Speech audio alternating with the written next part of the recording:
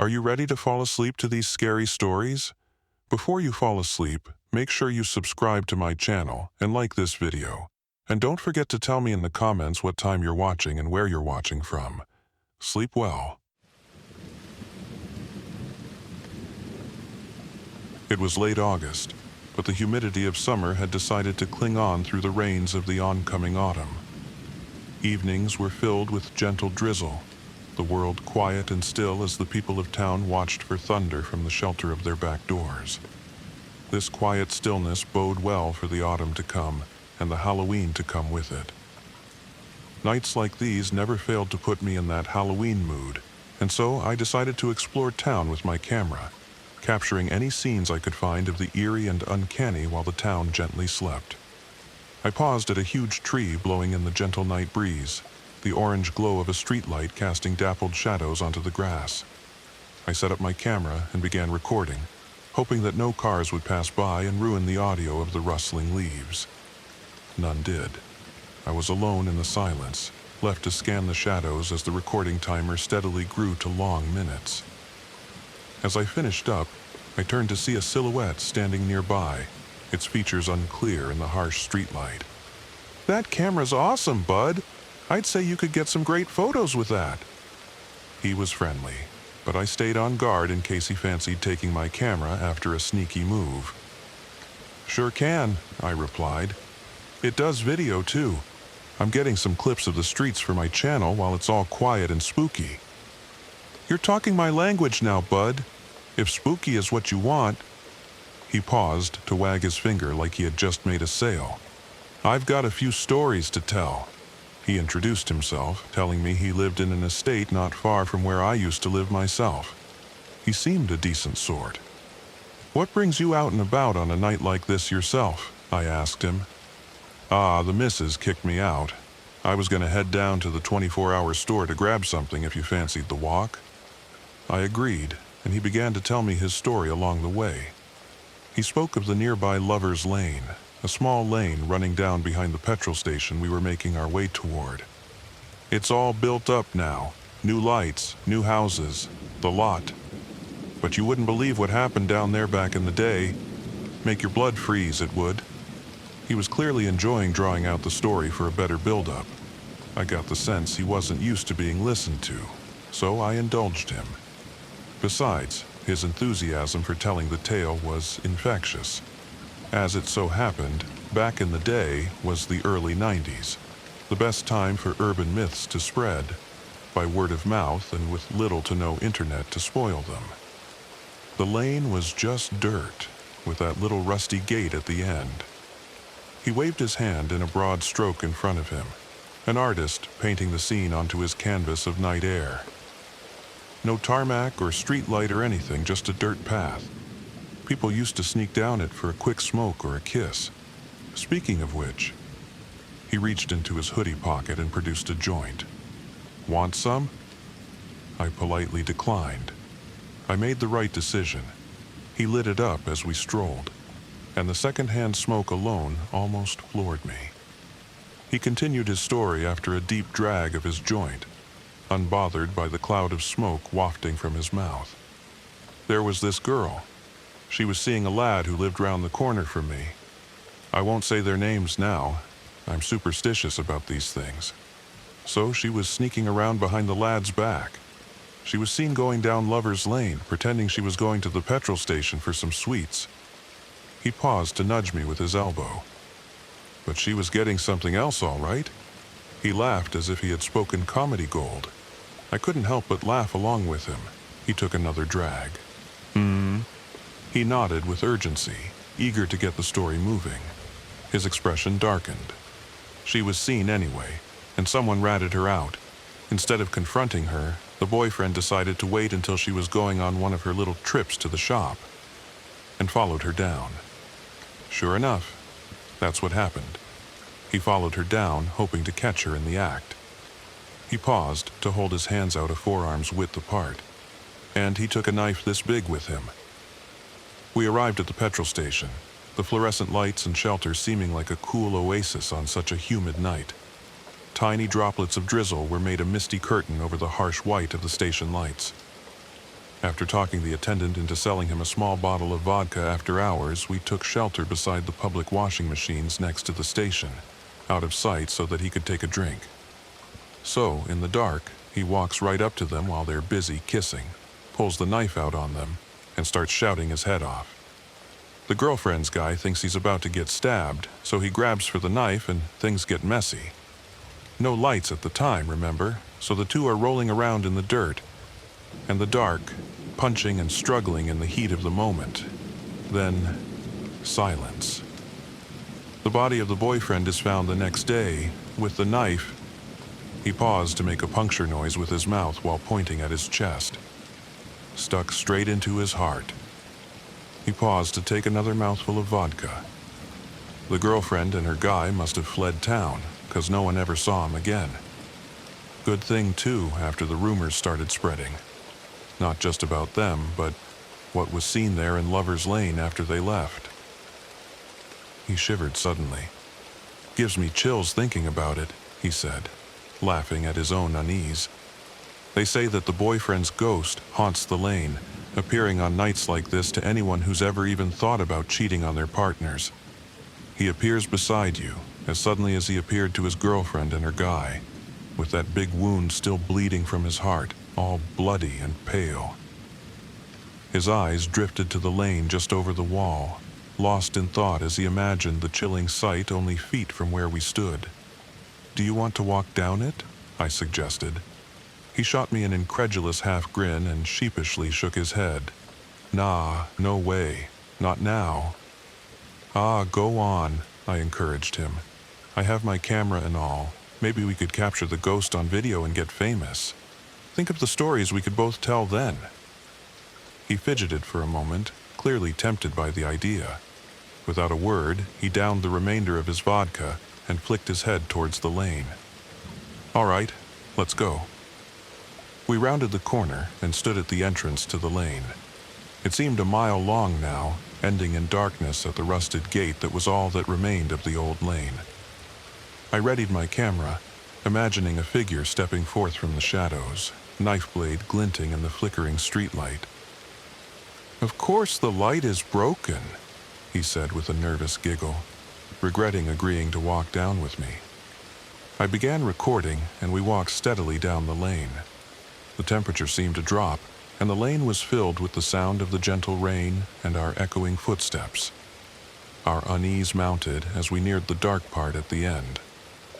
The gate was an old-style kissing gate, the kind that moved back and forth within a barrier so that only one person could go through at a time. My companion rushed through in his eagerness to leave the lane, which meant that if anything should appear behind me, my escape would be blocked in the long seconds it took him to walk through. I felt the hairs on my neck stand as I consciously chose not to look behind me. He pointed to a patch of broken tarmac behind me. "That's where it happened. That's where they found him. They said all the pain and anger in his heart came out in his blood, so nothing ever grew there again. Even when they tarmacked it, that spot never settled properly." I made my own way through the gate. The man looked around him, clearly on edge, with the vodka doing little to steel his nerves. As we walked down the hill into a housing estate, we felt the unease leave us as we left the lane behind. I ceased recording and opted to take one last photo for the road. I lined up my camera and took a test photo to gauge the lighting. As I turned to thank the man for being my ghost hunting partner, I saw him standing agape, eyes wide with fear and stone-cold sober. Without so much as a goodbye, he ran away in a dead sprint, leaving me alone in the silent estate. I forced myself to look back at Lover's Lane and saw only blackness and the light of the lane behind the gate. With the chills on my back never dying down, I walked home, checking over my shoulder the entire time. I looked the man up on social media the next day. To my amusement, he had been tagged in several incendiary posts from who I can only assume was his now ex-girlfriend. Abusive tirades of unpunctuated vitriol covered his timeline, making liberal use of the title "two-timing scumbag" and other colorful insults. I went over the footage and nothing really stood out. However, the photo I took revealed much more. It had only been a test photo, and so it was somewhat shaky and poorly exposed, all noise and shadows. But I could see well enough why my companion ran so suddenly. Something my eyes hadn't seen, but his had. I did well to walk away when I did.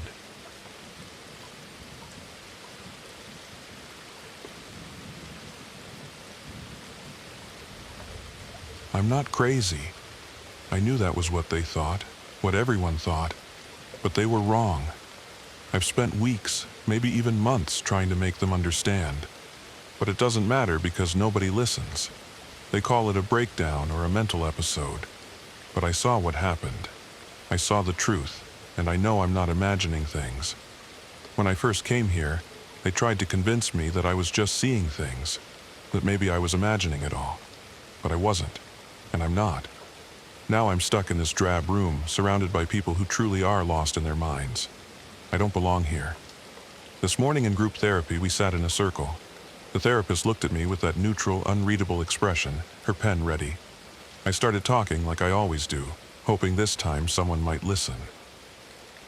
It started slowly, I said, my voice shaky from telling the story over and over again. My job consumed me. I worked late, missed dinner with my family. My wife, Elena, would tell me, "You're doing this for us," whenever I'd apologize for missing another important moment. It was during one of those long nights at my desk that things changed. I came home, and the house felt wrong, too quiet. Elena was in the kitchen, standing in the dark. When I flicked on the light, she jumped, startled. Her eyes didn't seem the same, cold, distant. "I'm just tired," she said. But there was something off about her. After that night, everything got stranger. She wasn't herself anymore. Her voice had a strange rhythm to it, and she started pronouncing words wrong. At first, I thought she was teasing me. But it wasn't a joke. She was trying to act like my wife, but something was missing. My kids, too. They stopped talking to me, just sitting on the couch, staring at me with wide, unblinking eyes. It didn't feel right. I'd ask them about their day, but they'd just smile. Not the smiles I knew. These were stretched, forced, like something was pretending to be happy. One night, I woke up to find them standing in the doorway, just staring. No words, just watching. I asked them what they were doing, but they would just giggle and go back to bed like nothing happened. I tried talking to Elena about it, but she would always say the same thing. "You're just stressed." I even went to the doctor, but everything came back normal. That only made me more frustrated. I knew what I saw, and I knew something was wrong. Eventually, I set up cameras, hoping to catch something, anything, to prove I wasn't imagining it. But every morning, the footage was gone, wiped clean. I confronted Elena, but she just stared at me, like she didn't care, like she wasn't even there. The therapist jotted down notes as I spoke, but I knew she wasn't really listening. I could see it in her eyes. No belief, just cold observation. The last night, I can still remember it clearly. I came home early, hoping to catch them off guard. Elena was in the kitchen, talking to something in the dark. I couldn't see what it was, but I could feel its presence, thick in the air. And then, her skin. It moved, like ripples on water, and her eyes, they weren't hers anymore. The kids came out of the shadows, and their bodies bent the wrong way. Their smiles were too wide, too unnatural. I had to do something. I had to stop them before it was too late. I grabbed a knife. They weren't my family anymore, I told the therapist, my voice shaking. They were something else, something pretending to be them. "And you were saving them?" she asked, her tone indifferent. "I had no choice," I whispered. "I had to protect myself." She didn't say anything, just scribbled more notes. I could feel the other patients staring at me, but I didn't care anymore. They didn't understand. And then, just for a split second, I saw it. The therapist's face shifted, like her skin wasn't attached right. Her eyes flickered with a yellow light, but it was gone just as quickly as it appeared. "You saw it too," I shouted, but no one responded. As I was led out of the room, I glanced back one last time. The therapist's eyes glinted and she smiled, just a little too wide. I'm not crazy. I know what I saw.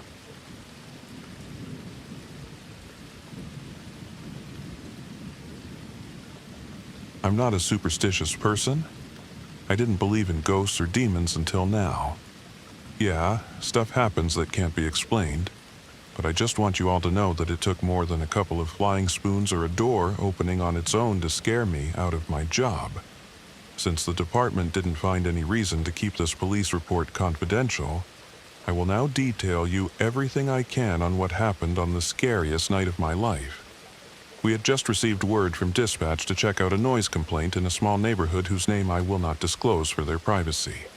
It was me and my partner. Let's call him Paul, and I'll go by Mike.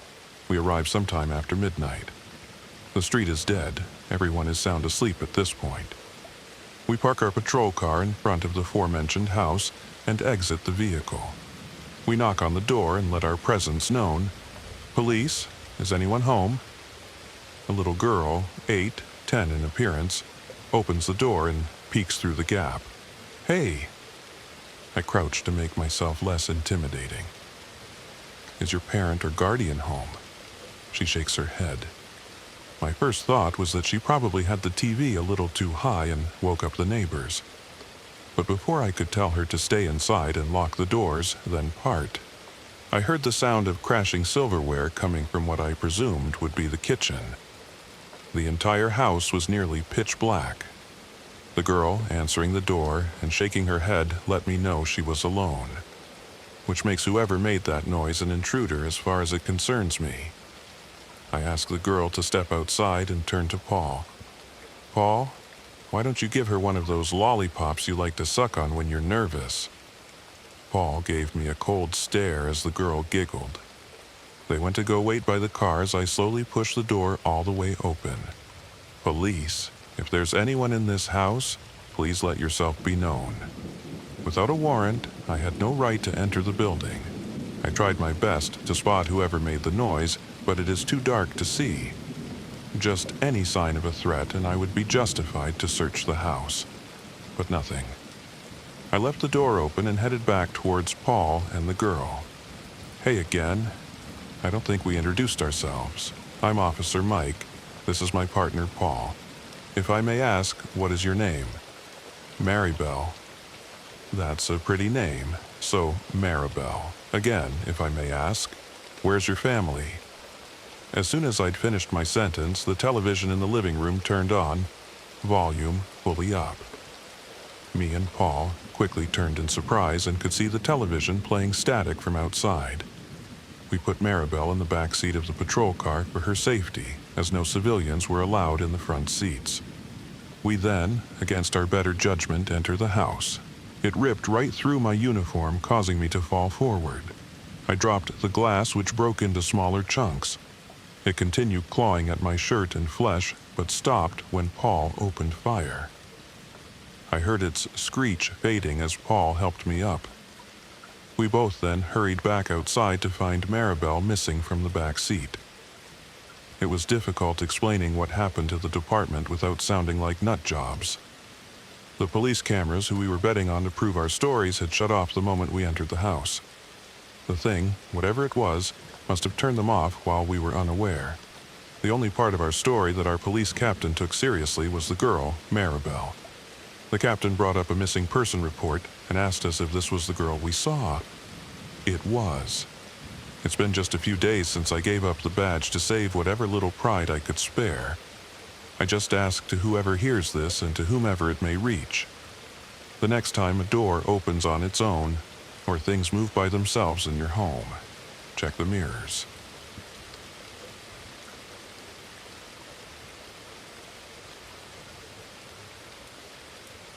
Dad was always a bit of an odd guy, odd and strict. I always thought it was because he was a single parent, But even that didn't quite explain his unusual behavior. He had high expectations. Chores needed to be done, rules followed, and if I didn't, there was only one consequence. No, Dad had a different sort of consequence. He introduced the jar when I was 6, and it came with a lot of serious thought. I remember coming home from my first day of kindergarten and finding Dad sitting in the living room. The jar was on the little end table where the magazines usually stood. The jar might have once held pickles. It always smelled faintly of brine. And it was full of beans. Pinto beans, the kind used for crafts. 3 bags, maybe more, filled the jar, and a piece of tape declared it to be my jar. "Take a seat. We need to have a very serious talk," he said. I ended up sitting on the floor, looking up at him. He looked more serious than I'd ever seen, which made me uneasy. Up until that point, Dad had always been a fun, goofy guy who played games with me. But now he looked like a judge about to deliver a sentence. "You're 6 now, old enough to know right from wrong. In this family, we use the bean jar to handle discipline. Do you see this jar?" he asked. I nodded, and he seemed satisfied. "The bean jar represents you. It's everything you are and everything you could be. So, from now on, if you're bad, disrespectful, or break the rules, I won't yell or send you to your room. I'll simply take a bean from the jar." I almost laughed. Was this some kind of joke? How could a jar of beans be scary? Dad was always coming up with silly things like this, telling me stories about monsters in the closet or why I needed to brush my teeth. But his expression told me this was different. He wasn't joking this time. "You're smart," he said, picking up a bean but not taking it out of the jar. He held it over the rest of the beans, and in that moment, it felt like something shifted inside my head. A sudden wave of sadness and anxiety washed over me, and I didn't want him to take the bean out. I needed it back. He must have noticed my reaction because he put it back, and I felt an odd relief. "I'm sorry, but you need to understand what's at stake here. You're my last chance to get this right. The bean jar knows when you fall short, just as it knows when you're doing well. My father used it, and his father before him.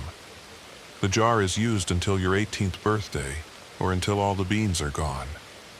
I nervously asked him what would happen if all the beans were gone. His face darkened and he replied, "You don't want to know." That's how it started. Dad didn't turn into some kind of villain overnight. He went back to being the same dad he'd always been. We still played video games, built with Legos, and had fun together. But whenever I broke a rule, he would get serious, walk over to the jar, and take a bean. He'd crush it between his fingers, and I'd feel a sense of loss I couldn't quite explain. Even for small mistakes like forgetting to wash the dishes or staying up too late, it was always the same. One bean, crushed. It wasn't the act itself that scared me, but the strange feeling that came with losing a bean. It was like a piece of me was crumbling. I became obsessed with following the rules. Every morning I woke up at 5 a.m. to start my chores, and I made sure my schoolwork was perfect. I couldn't risk losing another bean. By the time I reached high school, I didn't have many friends. Dad was the only one I was really close to, but our relationship was strained. Then I met Cass, and she changed everything. Cass wasn't a top student, but she had potential. We became friends when I helped her with her grades, and eventually I told her about the bean jar.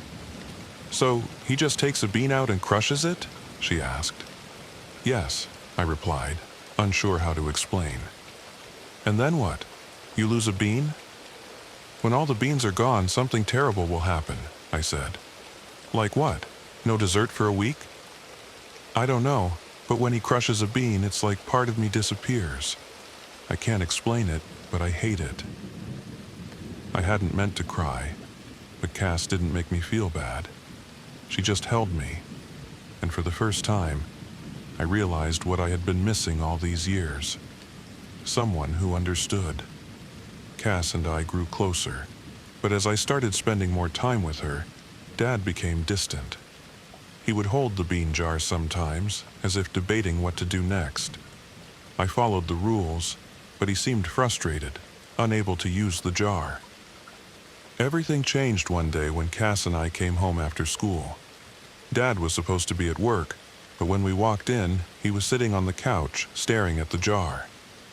"You've broken the rules," he said coldly. He lined up 4 beans, one for each rule I'd broken, and smashed them one by one. The pain was unbearable. I had never felt anything like it. Cass yelled at him to stop, but he didn't listen. He grabbed her arm, pulling her toward the door. That's when I snapped. "You won't touch her," I said, standing up to him. His face was a mix of shock and anger. He threatened to destroy all the beans, claiming I'd cease to exist if they were gone. But before he could act, he clutched his chest, collapsing to the floor. That was 2 years ago. Since then, I've been living with Cass and her family. I found the house empty, but I discovered something strange in my father's room. 5 jars, each with a different name. They were all empty, the lids missing. And there was a 6th jar, broken. I don't know what really happened, but I took my jar with me. It's in my dorm room now. I'm not sure if it still works, but I'm not taking any chances.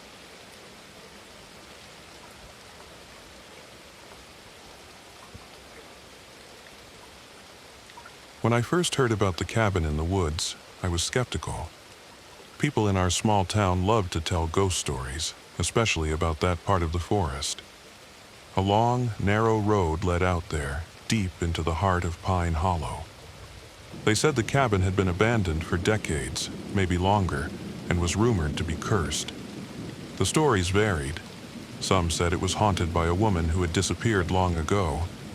Others claimed it was a place where something darker lived, something unnatural. It was autumn when I decided to see it for myself. The leaves were turning, the air growing crisp, and the idea of a weekend spent in the quiet of the woods sounded appealing. The truth was, I didn't believe in the stories, but I was curious. There's a certain allure to the forbidden, to places you're warned to stay away from. I suppose part of me wanted to be proven wrong. I borrowed the keys from an old family friend, Mr. Calloway, who owned a bit of land near the cabin. He raised an eyebrow when I asked. "You know people stay away from that place for a reason," he said. "I'm not afraid of ghost stories, Mr. Calloway." His eyes darkened. "It's not about fear. It's about respect." I shrugged off his warning, took the keys, and left. By the time I reached the edge of Pine Hollow, the sun was beginning to dip behind the trees, casting long shadows over the road. The forest grew denser as I drove, the branches overhead knitting together like a web. I found the turnoff Mr. Calloway had mentioned, a dirt path almost hidden by overgrowth. The tires of my truck crunched over fallen leaves as I turned onto it, the headlights cutting through the encroaching dark. After what felt like an eternity, I arrived at the cabin. It stood in a small clearing, its wooden structure sagging with age. The front porch was tilted, the windows dark, and the roof looked as if it might collapse at any moment. Vines had grown up one side of the cabin, their tendrils creeping over the windows like skeletal fingers. The entire place seemed frozen in time, as though it had been untouched for years. I parked the truck and stepped out, pulling my jacket tighter around me. There was no wind, no sound, just the stillness of the forest pressing in from all sides. I felt uneasy, but I chalked it up to the isolation. The door creaked when I pushed it open, the rusted hinges protesting. Inside, it was just as I expected. Old furniture covered in dust, the faint smell of rot lingering in the air. I found a kerosene lamp on a shelf and lit it, casting a warm glow over the room. There was a fireplace, a small table with 2 chairs, and a couch that looked like it had seen better days. I settled in, starting a fire in the hearth to chase away the cold. As the flames crackled, the cabin felt a bit more welcoming, though the silence still weighed heavily. I unpacked my bag and made myself some dinner. By the time I finished, night had fully fallen, and the darkness outside seemed impenetrable. That's when I first noticed something strange. Sitting on the couch, I could hear it, barely at first. A soft, rhythmic sound. It was so faint that I almost thought I was imagining it, but as I listened closer, it became unmistakable. It was coming from under the floorboards like a tapping. Faint, deliberate. I stood up, the hairs on the back of my neck prickling. The cabin was old, and old buildings made noises, I told myself. It was probably just the wood settling. I tried to ignore it, but as the minutes passed, the tapping grew louder. It wasn't random. It was too even, too measured, like someone or something was beneath the floor, knocking in a steady pattern. I grabbed the lamp and knelt on the floor, placing my ear against the boards. The tapping stopped. The silence returned, and I sat back, heart pounding. Then I heard it again, this time from the walls. I stood up quickly, feeling my pulse race. Something about the sound was all wrong. It was too rhythmic, too calculated. It seemed to be following me, moving along the walls of the cabin. I backed away from the noise, but no matter where I stood, it seemed to circle me, growing louder, as though whatever was making it was getting closer. Suddenly, it stopped. I stood in the center of the room, holding my breath, listening to the crackle of the fire and the beat of my own heart. Everything had gone still again, and for a moment, I felt a sense of relief, thinking maybe it had been nothing more than the creaks of the old cabin after all. But then, there was a soft creak from behind me. I turned slowly toward the door. It was slightly ajar, though I was sure I had closed it when I came in. Beyond the threshold was only darkness, the forest shrouded in shadow. I stepped forward, hesitant, and peered outside. The night was quiet, the trees standing like sentinels under the moonless sky. I couldn't see anything, but I had the distinct feeling I was being watched. I quickly shut the door and bolted it, trying to calm the rising fear in my chest. I wasn't sure what I had heard, but it didn't matter. I convinced myself it was just the nerves that came with being alone in an unfamiliar place. I sat back down, trying to ignore the feeling that something wasn't quite right. Hours passed, and I must have fallen asleep at some point, because I awoke to the sound of footsteps. Slow, deliberate footsteps. They were coming from the other side of the room. I shot up, the lamp flickering on the table. The fire had died down, casting long shadows across the floor. I listened, barely breathing, as the footsteps continued, moving closer. But no one was there. The cabin was empty. The footsteps stopped right in front of me. I stood up, my hands trembling, and backed away toward the door. The air felt heavy, oppressive, and I could feel eyes on me, though I couldn't see anyone. I grabbed the lamp and pulled open the door, running out into the cold night air. My heart was racing, every instinct screaming at me to leave, to get away from that place. But as I stood in the clearing, staring back at the cabin, I realized something that sent a chill down my spine. The windows. They had been dark when I arrived, but now, faintly, I could see light flickering inside. Not from the lamp, and not from the fire. It was something else, something dim, like a glow coming from deep within the walls themselves. I didn't wait to find out more. I ran to my truck, started the engine, and sped down the dirt road, not looking back. The next morning, I went to Mr. Calloway's house to return the keys. I didn't say much about what had happened. I didn't need to. He saw it in my face. "You saw it, didn't you?" he asked quietly. I nodded, unable to speak. He sighed, shaking his head. "You're lucky. The others never made it out." "The others?" "There's a reason people don't go to that cabin," he said. "Once you step inside, it knows you, follows you. The cabin doesn't let go easily." I didn't ask him to explain. I didn't want to know. All I knew was that I wouldn't be going back to Pine Hollow. And to this day, I still wake up in the middle of the night, listening for the sound of footsteps, tapping from beneath the floorboards. Just waiting.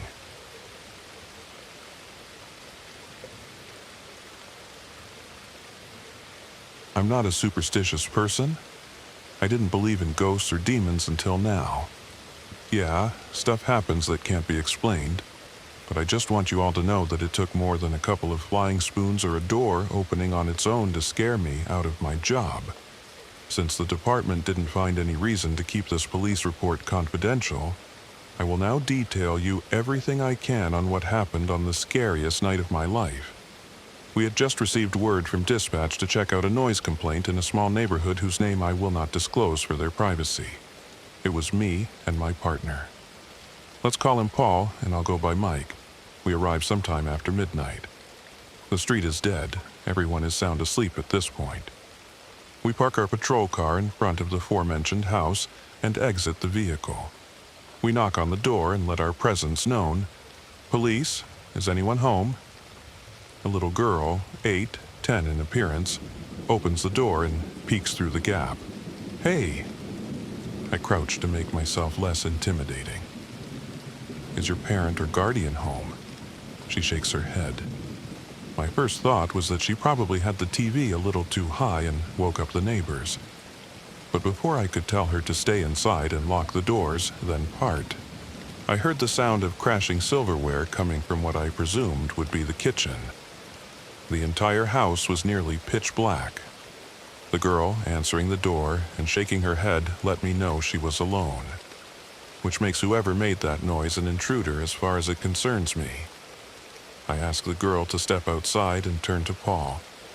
"Paul, why don't you give her one of those lollipops you like to suck on when you're nervous?" Paul gave me a cold stare as the girl giggled. They went to go wait by the car as I slowly pushed the door all the way open. "Police, if there's anyone in this house, please let yourself be known." Without a warrant, I had no right to enter the building. I tried my best to spot whoever made the noise, but it is too dark to see. Just any sign of a threat and I would be justified to search the house. But nothing. I left the door open and headed back towards Paul and the girl. "Hey again. I don't think we introduced ourselves. I'm Officer Mike. This is my partner Paul. If I may ask, what is your name?" "Maribel." "That's a pretty name. So, Maribel. Again, if I may ask, where's your family?" As soon as I'd finished my sentence, the television in the living room turned on, volume fully up. Me and Paul quickly turned in surprise and could see the television playing static from outside. We put Maribel in the back seat of the patrol car for her safety, as no civilians were allowed in the front seats. We then, against our better judgment, enter the house. It ripped right through my uniform, causing me to fall forward. I dropped the glass, which broke into smaller chunks. It continued clawing at my shirt and flesh, but stopped when Paul opened fire. I heard its screech fading as Paul helped me up. We both then hurried back outside to find Maribel missing from the back seat. It was difficult explaining what happened to the department without sounding like nut jobs. The police cameras who we were betting on to prove our stories had shut off the moment we entered the house. The thing, whatever it was, must have turned them off while we were unaware. The only part of our story that our police captain took seriously was the girl, Maribel. The captain brought up a missing person report and asked us if this was the girl we saw. It was. It's been just a few days since I gave up the badge to save whatever little pride I could spare. I just ask to whoever hears this and to whomever it may reach. The next time a door opens on its own, or things move by themselves in your home, check the mirrors.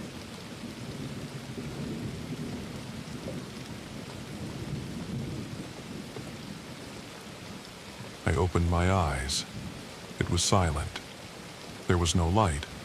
I was lying on my back, staring up. My mind was blank and I felt weak.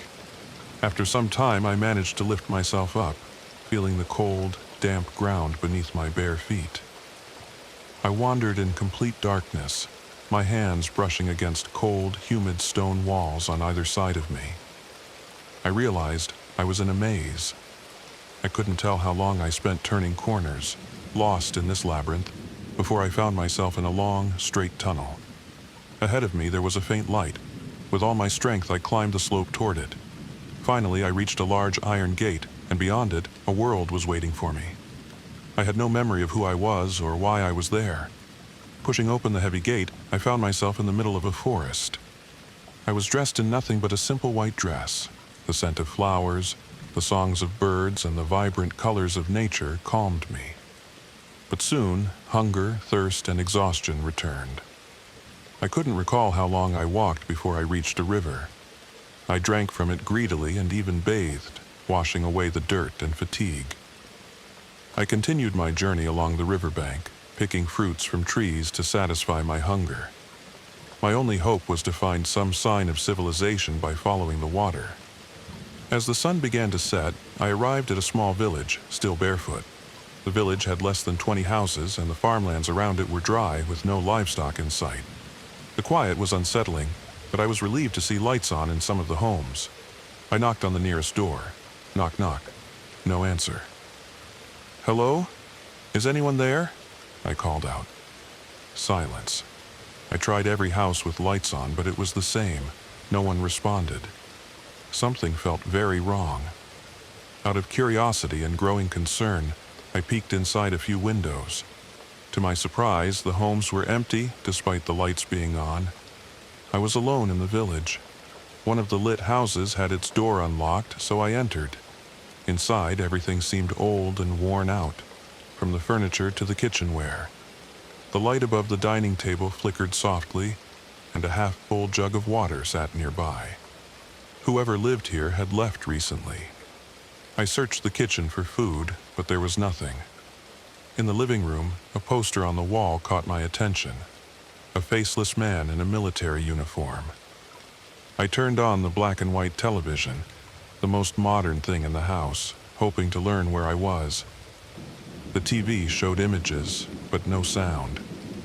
Tuning through the channels, the only broadcast was that same faceless man, giving a speech on a stage as men and women in identical uniforms applauded him. There were no phones, no newspapers. In the bedrooms, I found unisex white dresses identical to the one I was wearing, and some sandals in various sizes. I took a pair that fit me and continued exploring. No photos of a family, just the eerie absence of life.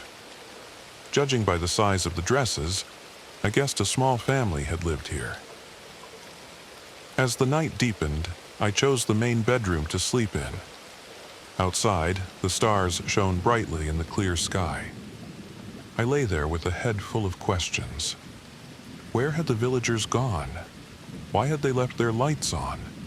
Who was the faceless man, and why did everyone seem to follow him? Despite the confusion swirling in my mind, exhaustion overtook me, and I fell into a deep sleep.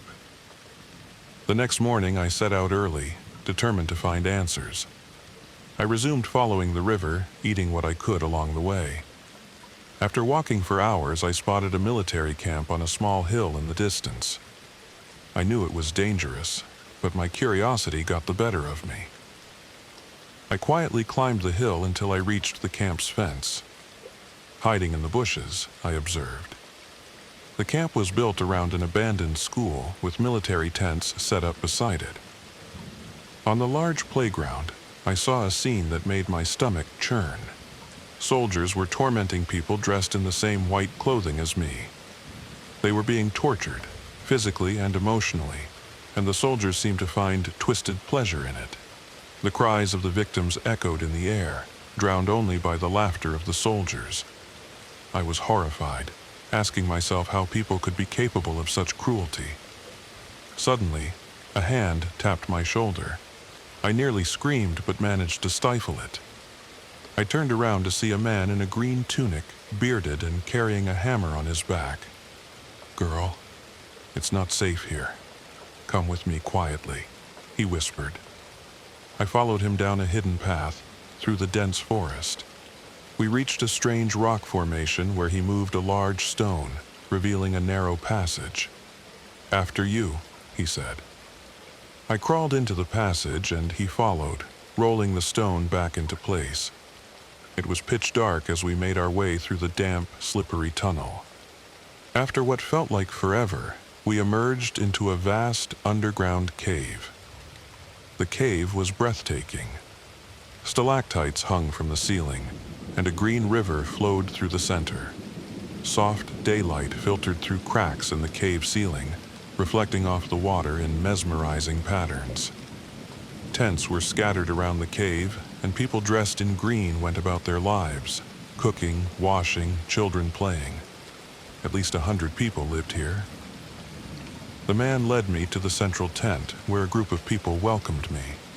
A middle-aged woman, who seemed to be their leader, invited me to sit and offered me food. "Welcome," she said warmly. After I explained my situation, she and the others shared their story. "We are on an archipelago of 8 islands, once peaceful and self-sufficient. 5 years ago, we were invaded by a neighboring military dictatorship. The dictator enslaved us, taking our resources and forcing us to serve them," the leader explained. "They took everything," added an older man. "Businesses, homes, even our clothing. Now we live in these white dresses with nothing to call our own."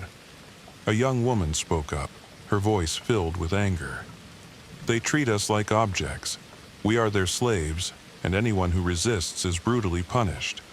We wear green here to blend in with the forest, but outside, everyone is forced to wear white."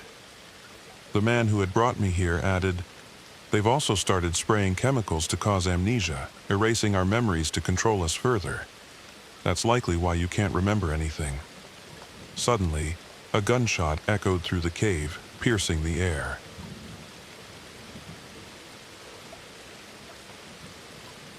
Lately, I've been struggling with bouts of insomnia, and last night's full moon certainly didn't help matters. It felt like no matter what I did, sleep was just out of reach. After what seemed like hours of tossing and turning, I finally managed to settle into a comfortable position. I was determined not to move, convinced that if I stayed perfectly still, I'd eventually drift off. I wrapped myself tightly in my winter duvet, lying on my right side with my back turned to the window. That's when I realized I hadn't fully closed the curtains, and the moonlight was streaming in, illuminating the wall in front of me. For a moment, I considered getting up to fix it, but exhaustion won out. I sighed to myself, resigned. I just needed to sleep. That's when I noticed it. A shadow on the wall, faint at first, but unmistakable. It looked like the silhouette of a hand, or more accurately, a claw. Its fingers were crooked and gnarled, twisting unnaturally. The sight of it sent a jolt of fear through me, making the hairs on the back of my neck stand up. The shadow was distorted but eerily clear. 5 long fingers, a narrow wrist. Every instinct in me screamed that something was terribly wrong. Some deep, primal part of my brain knew this was no ordinary shadow. All I had to do was turn my head, just a quick glance over my shoulder, and I'd know exactly what was casting that shape. But in that moment, there was nothing I wanted to do less.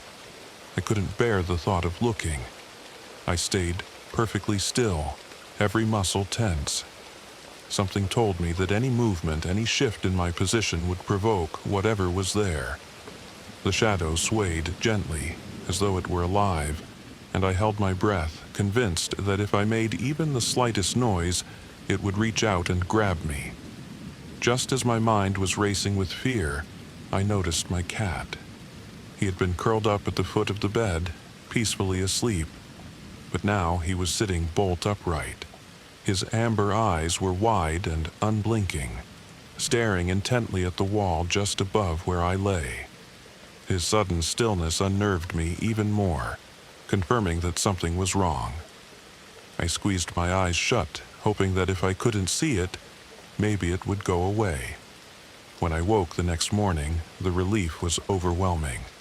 Sunlight streamed into the room, and the terror from the night before felt distant, almost absurd in the bright light of day. Still, I found myself in the exact same position I had fallen asleep in, every muscle stiff from the tension of staying so still for so long. I cautiously sat up and glanced around. The wall was empty, bathed in soft morning light. No sign of the claw-like shadow. Emboldened by the safety of daylight, I turned around to finally confront whatever had terrified me so much. To my surprise, on the cabinet above my bed I saw a set of clothes hangers. Their odd shapes and sizes, combined with the moonlight, had cast the eerie illusion. I laughed at myself as I took them down, feeling foolish but relieved. I had been cleaning out my closet the day before, and must have left them there without a second thought. Later that day, I recounted the story to some of my co-workers. They had a good laugh at my expense, teasing me for being scared of a few hangers. It felt good to talk about it, though, to turn what had been a night of terror into something lighthearted. I even started to feel a little silly for how frightened I had been, but deep down, I knew that fear had felt all too real in the moment. That night, sleep came more easily. I was exhausted from the previous night's ordeal, and the rational part of me knew that there was nothing to fear. But even so, that primal fear still lingered in the back of my mind. I had read somewhere that this kind of instinct is our subconscious warning us, sensing things we're not fully aware of.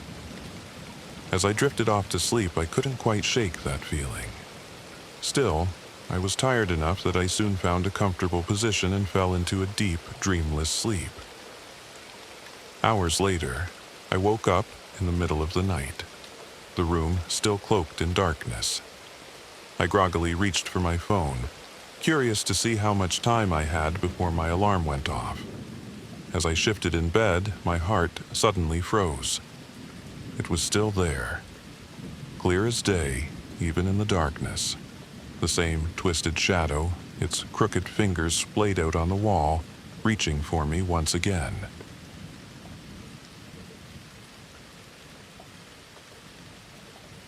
He pulls his cab to a stop at the curb, the engine humming quietly as he glances at the rearview mirror.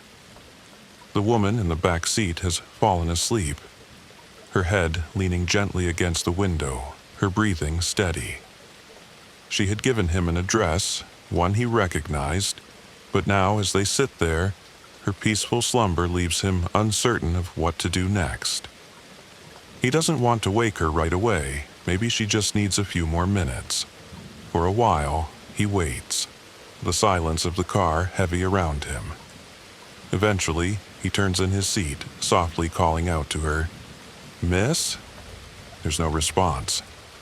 He tries again, louder this time, but the woman remains still. A knot of worry begins to form in his stomach. He steps out of the car, the cool air biting at his skin as he walks around to the back door. Gently, he taps on the window, hoping the sound will stir her. Still nothing. His heart rate picks up as he opens the door and leans inside. "Miss?" His voice shakes a little now. She doesn't move. He reaches out, his hand hovering above her shoulder, unsure if he should touch her. The stillness feels wrong. Something inside him clenches, dread crawling up his spine. He touches her arm, lightly at first, and feels the coldness. It's a deep, unnatural cold, one that immediately sends panic flooding through him. He jerks his hand back as though burned. She's not just asleep, she's gone, completely, unmistakably gone. He stumbles backward, breath coming in ragged gasps as he stares at her. His mind races. His first instinct is to call the police. That's the right thing to do, isn't it? But a dark, creeping fear whispers in the back of his mind. They won't believe you. He's a cab driver, a nobody. What is he supposed to say? That the woman got in, alive, and then somehow died while he was driving? Who's going to buy that? The thought of trying to explain it, of being interrogated under harsh lights, makes his hands shake uncontrollably. They'll think he did something. They'll lock him up. And even if they don't, who would believe him? His pulse thunders in his ears. No one's going to believe you. He imagines the headlines, the gossip, the judgment. It feels inevitable. Before he realizes what he's doing, he's already back in the driver's seat, gripping the wheel tightly. His knuckles are white, his thoughts a chaotic swirl of fear and guilt. He turns the key in the ignition, and the engine growls to life. He drives. He's barely paying attention to where he's going, his mind clouded with panic. His hands are trembling so much that he struggles to keep the car straight. At a red light, another cab driver pulls up beside him, shouting something about how he's swerving all over the place. The words barely register, but when the man sees his tear-streaked face, the anger fades. Instead of cursing him out, the driver softens. "Hey man, it's okay," he says gently. "It's no big deal, all right? We all have rough nights." The kindness in his voice breaks something in him, and the tears come harder now. He can't explain why. He can't explain any of it. But he keeps driving, trying to escape from the weight of the situation. The world outside is a blur. He doesn't even notice the exact moment the city gives way to the quieter outskirts. The streets become emptier, and soon he's on an open road, speeding toward the hills. The thought forms in his mind before he can stop it. An accident could make this all go away. One wrong turn, one slip of the wheel, and it would be over. No questions, no explanations, no guilt. But the thought terrifies him even more. He doesn't have the courage for that, not yet. He pulls into the parking lot of a supermarket. The lot is deserted, the fluorescent lights flickering above him. He's not entirely sure why he stopped, but in his panicked state, he decides he needs something to dig. If he can't call the police, maybe he can... He doesn't even finish the thought. He just knows he needs to get rid of the body. He shuts off the car, and before stepping out, he glances back at the woman. "Don't go anywhere," he mutters, the absurdity of his words striking him almost immediately. She's not going anywhere. He feels like a fool. Inside the store, he moves through the aisles in a daze, grabbing the first shovel he sees. It's red, oddly bright and cheerful in his hands, a stark contrast to the darkness in his mind. He pays without a word, avoiding the cashier's gaze, and heads back to his car. It's night by the time he reaches the hills. There are eucalyptus and lemon trees, their branches swaying gently in the wind. The lemon trees have thorns, and they scrape against his skin as he walks, but he barely feels it. The pain hasn't sunk in yet. His body is running on autopilot, disconnected from the horror of what he's doing. He digs. The ground is hard, and it takes longer than he expected. His hands blister, his arms ache, but still he digs. The hole is shallow, barely enough, but it will have to do. He goes back to the car to retrieve the woman, but when he opens the door and sees her again, something inside him recoils. He can't do it. He can't bring himself to touch her. Instead, he slides into the back seat next to her, sitting there in the quiet. He glances at her from the corner of his eye, but can't bring himself to meet her gaze. The lifeless, empty stare makes his skin crawl. In his mind, he pictures her spirit, her ghost, perhaps, hovering above him, her eyes hollow, accusing, like a child refusing to close her eyes even as she falls into darkness. With trembling hands, he reaches out, avoiding her face as much as he can, and gently closes her eyes. Her skin is ice cold, like the surface of a frozen lake. A shiver runs through him. Exhausted, emotionally drained, he slumps against the seat. At some point, sleep overtakes him. He dreams of an ice rink, the kind he's seen in movies, but the ice is black and he has no skates. He doesn't even know how to skate, and yet there he is, slipping and stumbling, the cold seeping into his bones. It feels endless. The sharp rays of the morning sun jolt him awake. He sits up, disoriented, the car now filled with daylight. He turns to the seat next to him and finds it empty. The woman is gone. He's alone.